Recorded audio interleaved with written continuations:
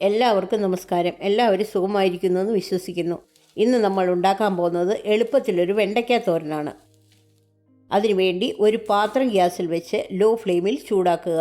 അതിലേക്ക് 2 table spoon വെളിച്ചെണ്ണ ഒഴിച്ച് 1/2 ടീസ്പൂൺ കടുകിട്ട് പൊട്ടിക്കുക. ഒരു സവാള ചെറുതായിട്ട് അരിഞ്ഞത്, 4 വറ്റൽമുളക്, 3 പച്ചമുളക് ചെറുതായിട്ട് അരിഞ്ഞത്, കുറച്ച് കറിവേപ്പില, ഇത്രയും ഇട്ട് നന്നായിട്ട് വഴറ്റുക.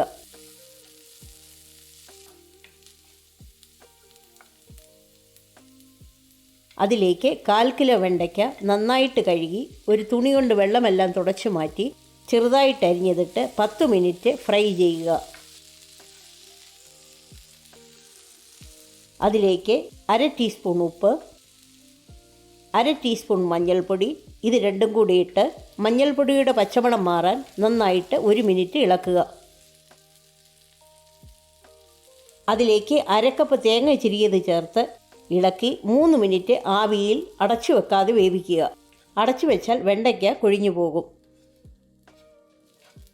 നമ്മുടെ വെണ്ടയ്ക്ക തോരൻ റെഡിയായിട്ടുണ്ട്. ഗ്യാസ് ഓഫ് ചെയ്ത് സെർവ് ചെയ്യാവുന്നതാണ്. ഈ റെസിപ്പി എല്ലാവർക്കും ഇഷ്ടപ്പെട്ടെന്ന് വിശ്വസിക്കുന്നു. ലൈക്ക് ചെയ്യാനും ഷെയർ ചെയ്യാനും സബ്സ്ക്രൈബ് ചെയ്യാനും മറക്കരുത്.